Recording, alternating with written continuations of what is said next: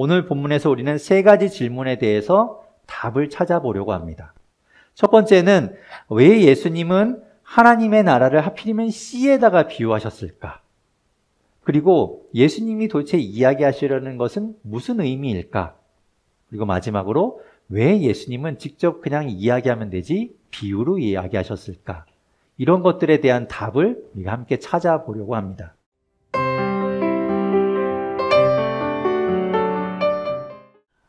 오늘 본문에서 우리는 예수님이 하나님 나라에 대해서 이야기하시는 것을 우리가 보게 되죠.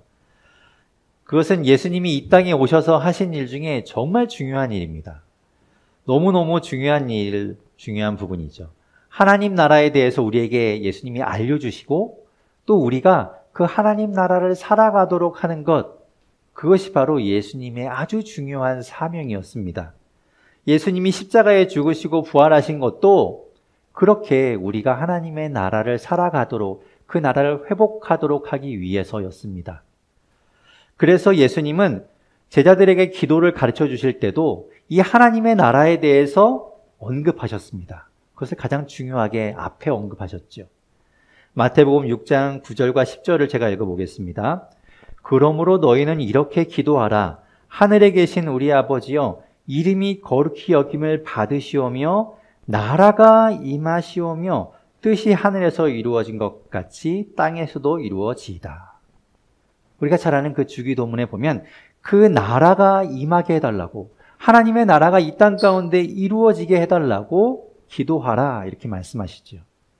하나님의 나라가 그만큼 중요하다는 겁니다. 그렇다면 우리는 근본적인 질문을 해야 됩니다. 하나님의 나라가 도대체 뭔가요?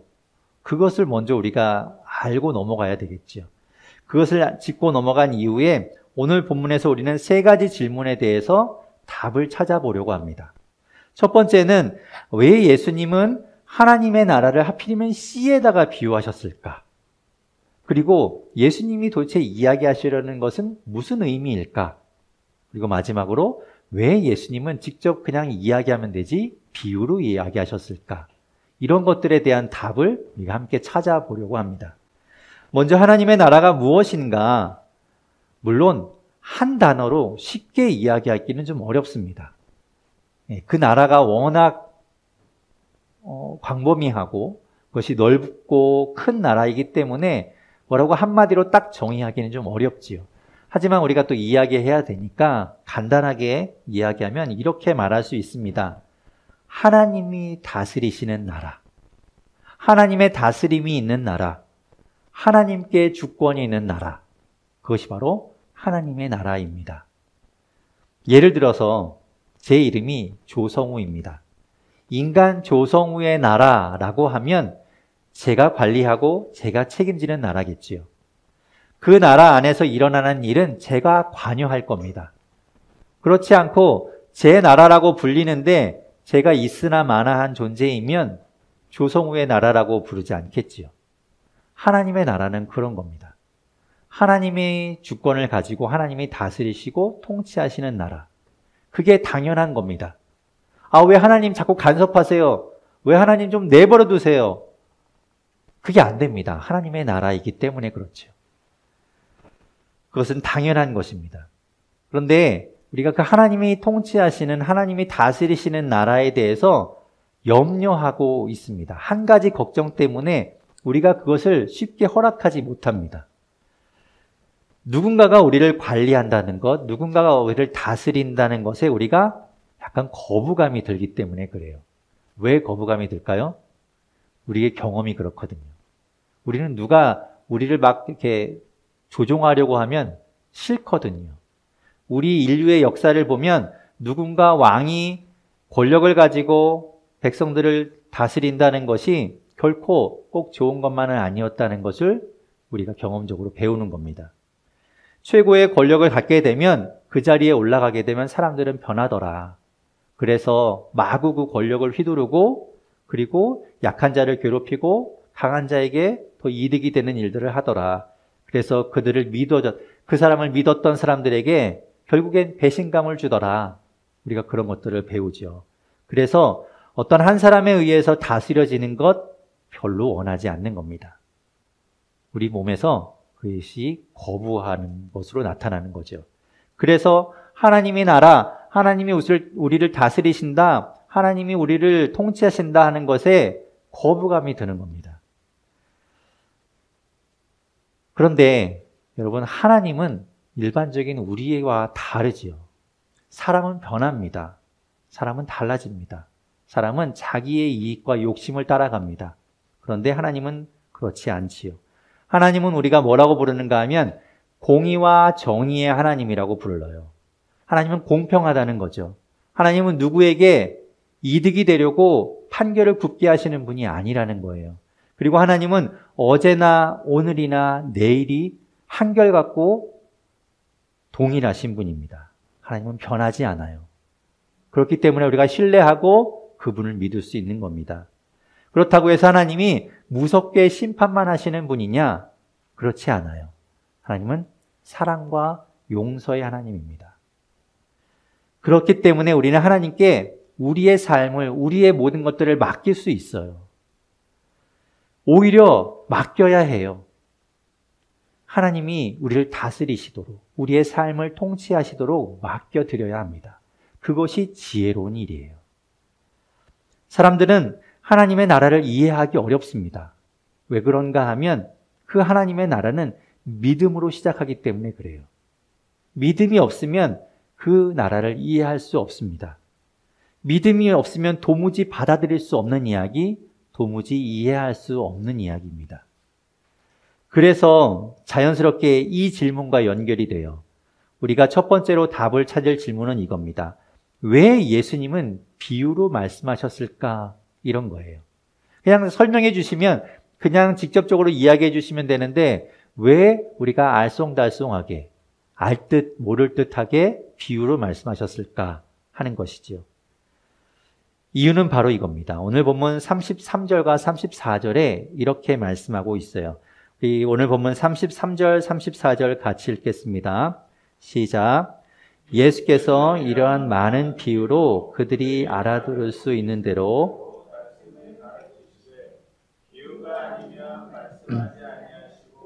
다만 혼자 계실 때 그 제자들에게 모든 것을 해석하시더라. 아멘.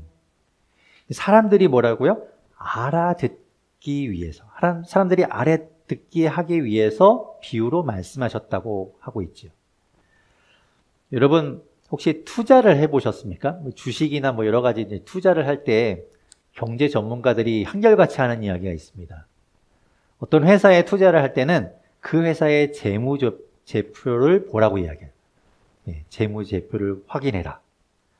그래야 그 회사가 건강한 회사인지, 운영을 잘 하고 있는지, 부실한 회사인지 이런 것들을 알 수 있다고 이야기하죠. 너무나 당연하다고 이야기하는데 분명히 그걸 보고 투자하라고 하는데 우리는 어떤가요? 안 봅니다. 그걸 안 보죠. 왜 그럴까요? 봐도 무슨 말인지 모르거든요. 그건 굉장히 사실적으로 완전하게 드러나 있는 사실인데도 우리가 그걸 보면 무슨 뜻인지 이해하기가 좀 어렵습니다. 그래서 우리는 소문에 귀를 기울이죠. 야, 그 회사 대박 난대. 그 회사 제품이 요즘 막 불티난데 그러면 그 회사 잘 되는구나 라고 생각합니다. 그래서 투자하려고 하지요. 그런 이야기에 귀를 기울이는 겁니다.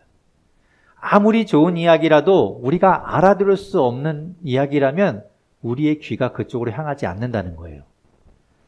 그래서 저도 요즘 많이 노력하고 있습니다. 우리가 이제 온 가족이 함께 예배 드리는 거기 때문에 단어 하나라도 조금 어려운 단어는 쓰지 않으려고, 한자는 되도록 우리말로 바꾸려고 많이 애를 쓰고 하고, 노력하고 있습니다. 그래야 이제 우리 온 가족이 다 이해할 수 있으니까요. 우리가 쉽게 이야기한다고, 이제 이 설교를 할 때도 이제 예화를 들거나 그것을 비유로 이야기하기도 하는데, 그렇게 쉽게 비유로 설명한다고 하는데 들을 때는 좋은데 한 가지 그 비유에는 단점이 있습니다. 무엇인가 하면 하나의 비유로는 완벽하게 설명이 안 된다는 거예요. 사과 같은 내 얼굴, 이러면 여러분 뭐가 떠오르십니까? 빨간 사과 같다는 이야기인지, 아니면 초록색의 사과 같다는 이야기인지, 아니면 그 두 가지 색깔이 섞여 있는 울긋불긋한 사과를 이야기하는 건지, 매끌매끌하게 막 반짝반짝 빛나는 사과를 이야기하는 건지, 동그란 사과를 이야기하는 건지, 각자 생각하는 사과가 무엇인가에 따라서 제 얼굴은 거기에 비유가 되겠죠. 하나의 비유로는 설명이 완전하게 되지 않는 겁니다. 그래서 또 다른 비유를 들어야 돼요. 오늘 본문에서도 보면 예수님이 하나님의 나라를 비유로 이야기하시는데 한 번만 한 가지의 비유로 이야기하시는 것이 아니라 두 번 이야기하시죠. 두 가지 비유를 이야기하십니다. 비유는 많이 들면 들수록 조금 더 그 실체가 명확해집니다. 무엇인지 좀 우리가 뚜렷하게 생각할 수 있게 돼요. 그래서 우리가 복음서를 보면 예수님이 하나님의 나라에 대해서 정말 많은 것을 비유해서 이야기하시는 걸 볼 수 있어요. 그런 것들을 다 종합해야 하나님의 나라가 대충 이렇다는 거구나라는 걸 우리가 알 수 있게 되지요. 안 그러면 한 이야기만 들으면 우리가 오해할 수 있는 겁니다. 딴 생각을 할 수 있다는 것이죠. 그래서 저는 여러분이 성경을 보면서 질문이 좀 많아지셨으면 좋겠어요. 저한테 물어보신다고 해도 제가 확실하게 여러분에게 시원한 답을 드린다고 장담은 못합니다.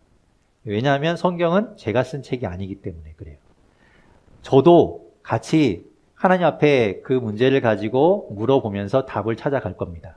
하지만 여러분도 성경을 보면서 궁금하고 질문을 갖고 함께 답을 찾아가려는 마음이 있으면 좋겠습니다.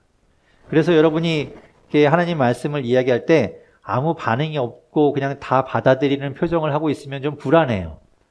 딴 생각을 하고 계신 건 아닐까? 오해하고 계신 건 아닐까? 이런 생각을 하게 됩니다. 우리가 이제 그것이 이렇게 나눔하는 것도 예배 안으로 들어오면 좋겠다는 생각을 해요. 우리가 많으면 소그룹으로 이렇게 나눠서 각자 나누면 되겠지만 우리가 작으니까 함께 나눌 수 있으면 좋겠다라는 생각도 합니다. 왜 예수님이 비유로 말씀하셨을까? 그것은 사람들이 알아듣게 하기 위해서라고 말씀하시죠. 그러니까 우리가 알아들었는지를 확인해야 돼요. 예수님, 하나님, 제가 오늘 말씀에서 이런 뜻으로 제가 알았는데 제가 이해한 것이 맞나요? 라고 물어봐야 되겠죠. 안 그러면 전혀 엉뚱한 해석을 가지고 우리는 돌아갈 수 있다는 겁니다. 그래서 우리가 큐티 나눔하는 것도 중요한 것이죠. 자, 그렇다면 우리는 두 번째 질문을 하게 되는데 왜 예수님은 하필이면 하나님의 나라를 씨에다가 비유하셨을까라는 거예요. 먼저 예수님이 말씀하신 그 비유를 한번 보겠습니다. 오늘 본문 26절에서 29절을 함께 읽어볼게요. 26절에서 29절입니다. 함께 읽겠습니다. 시작. 또 이르시되 하나님의 나라는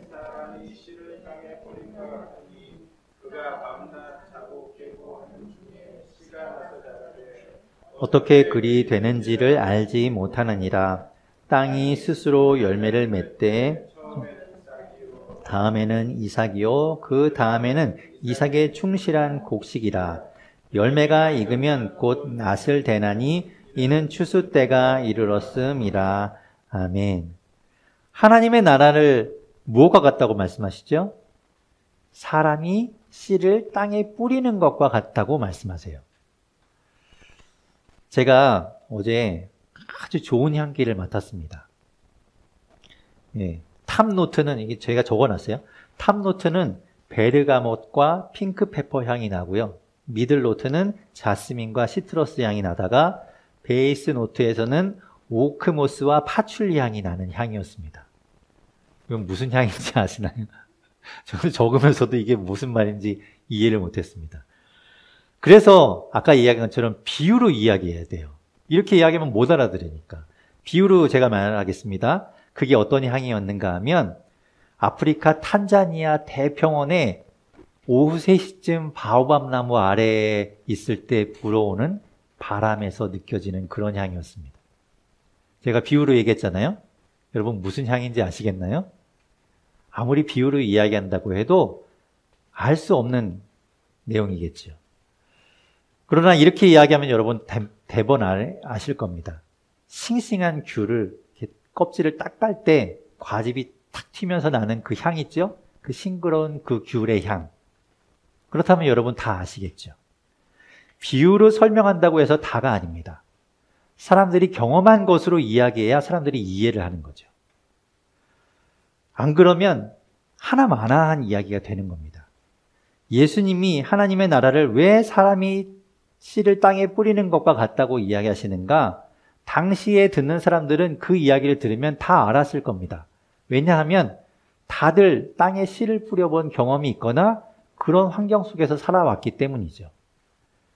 하지만 지금은 이렇게 이야기해도 우리가 잘 경험을 못해요. 우리는 씨를 뿌려본 경험이 없고 농사를 지어본 경험이 없거든요.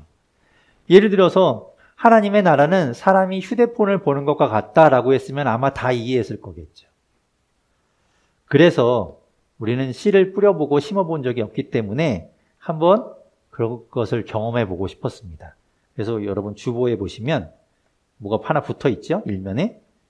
예, 벌써 떼신 분도 계실 텐데 집에 가셔서 이 종이띠를 떼어서 화분이나 이렇게 화단에 이렇게 표시선이 있습니다. 거기까지 한번 심어 보십시오. 이렇게 심으셔도 되고요. 씨만 따로 떼어서 심으셔도 됩니다. 그리고 햇빛 잘 드는 곳에 2, 3일에 한 번씩 물을 주면 이 씨에서 뭐가 나온다고 합니다. 뭐가 나올까요? 이 씨가 이렇게 딱 보고도 무엇인지 아시는 분은 비밀로 해주십시오. 그래야 재밌지요? 뭔지를 우리가 나중에 결과를 봐야 더 재밌지 않겠습니까? 그러면서 여러분 물을 주고 그것이 잘 자라서 나중에 무엇인지 저에게 알려주시면 제가 선물을 드리도록 하겠습니다. 우리가 그것을 경험해 보자는 거예요. 씨가 자라는 것 한번 경험해 보자. 그래서 여러분이 여기다가 이 뒷면에 비어있는 데다 여러분의 이름을 적어서 여러분이 한번 심고 관리를 해 보십시오. 2, 3일에 한 번씩 물 줘서 자라는 거 한번 보십시오. 예수님께서는 하나님의 나라를 또 다른 것에도 비유하셨습니다. 하나의 비유로는 안 된다고 아까 말씀드렸죠. 하나의 비유로는 설명이 잘 안 돼서 또 다른 비유가 또 있어야 돼요. 오늘 본문 30절에서 32절에 예수님은 또 다른 비유로 하나님의 나라를 설명하십니다. 우리 같이 30절에서 32절 말씀 읽어보겠습니다. 시작. 또 이르시되 우리가 하나님의 나라를 어떻게 비교하며 또 무슨 비유로 나타낼까?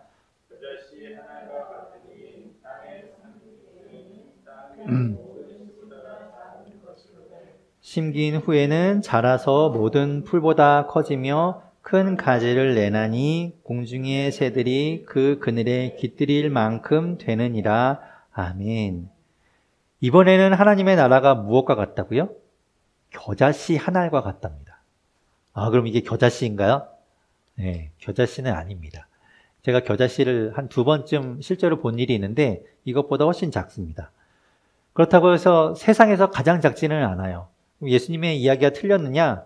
예수님은 작은 것을 이야기하시느라고 이야기한 거지 실제로 겨자씨가 뭐 제일 작다라는 걸 밝히는 것은 아닙니다. 작은 씨라는 것을 이야기하고 싶은 것이죠. 사람들은 알았을 겁니다. 당시의 사람들은 아까 이야기한 것처럼 예수님께서 겨자씨 한 알과 같다라고 했을 때 다 이해했을 거예요. 겨자씨 이렇게 받아들였을 겁니다. 왜 예수님은 하나님의 나라를 그 씨에다 비유했을까? 사람들은 씨 이야기하면 대충 다 이렇게 알아듣고 떠올릴 수 있었기 때문이죠.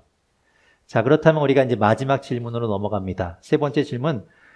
그래서 예수님이 이야기하시는 하나님의 나라가 도대체 뭐라는 거냐? 예수님이 도대체 뭘 이야기하고 싶은 것이냐라는 거죠. 저도 아직 그런 이렇게 씨 심고 자라는 걸 경험해 본 적이 없기 때문에 저도 이걸 해봐야 되겠지만 오늘 말씀에서 예수님이 이야기하고 싶은 건 이런 것일 겁니다. 여러분, 씨는 다 자란 나무보다 훨씬 작지요. 씨가 나무보다 큰 경우는 없습니다. 그렇죠? 그러면 비상식적이고 이상한 일이죠. 씨는 다 작게 시작합니다. 나무는 원래 그렇게 작게 시작한다는 거예요. 하나님의 나라는 아까 뭐라고 얘기했냐면 하나님이 다스리시는, 하나님이 책임지시는, 하나님이 통치하시는 나라라고 했습니다. 그 나라는 아주 작은 것에서부터 시작해요. 우리의 작은 믿음에서부터 시작합니다. 하나님이 우리를 통치하시도록 처음부터 완전하게 맡기는 사람은 없어요. 처음에 조금 것 하나, 작은 것 하나 맡기면서 시작되는 거예요. 그러니까 지금 자신을 돌아보면서 나는 왜 이렇게 믿음이 없을까? 나는 왜 이것들이 믿어지지 않을까? 나는 왜 하나님께 모든 것들을 맡기지 못할까? 그런 마음으로 자신에게 실망할 필요가 없어요. 속상해할 것이 아니라는 거죠. 원래 그렇게 시작한다는 겁니다.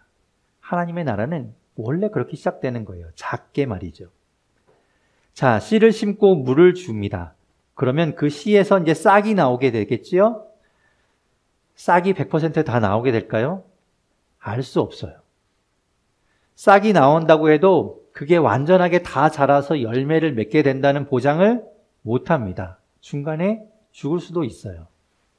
우리는 햇빛 잘 드는 데 두고 관심을 가지고 물을 준다고 하지만 죽을 수 있습니다. 결과를 못 볼 수도 있어요. 28절에 말하듯이 땅이 스스로 열매를 맺는 겁니다. 우리가 열매 맺게 하는 게 아니에요. 무슨 얘기인가? 자연을 통치하시는 하나님이 그 일을 하신다는 거예요. 농사 짓는 것, 나무가 자라는 것 하나님이 하시기 때문에 자라는 겁니다. 우리가 하는 것 아니에요. 우리가 잘 자라게 할 수 없어요. 우리는 그저 관심 갖고 물 주는 것이 답니다. 우리에게는 능력이 없어요. 성령 하나님이 우리 가운데서 그 하나님의 나라를 자라게 하세요. 성령 하나님이 우리 가운데 계시면서 우리 가운데 그 하나님의 나라가 이루어져 가도록 도와주세요. 그래서 하나님의 나라가 이루어지게 하시는 거예요. 우리는 그저 관심을 두고 그 하나님 나라에 관심을 두고 잘 따라가면 되는 겁니다. 그리고 그렇게 작은 씨가 자라면 28절에 말씀하는 것처럼 충실한 곡식이 된다고 이야기해요. 여기서 말하는 충실하다는 말은 가득하다는 말이에요. 넘치도록 가득하다는 말이죠. 그렇게 많은 것들을 얻게 된다는 겁니다. 그리고 또 32절에는 말하지요. 자라서 큰 가지를 내고 새들이 쉴 만한 그늘을 들이우는 그런 나무가 된다고 말합니다.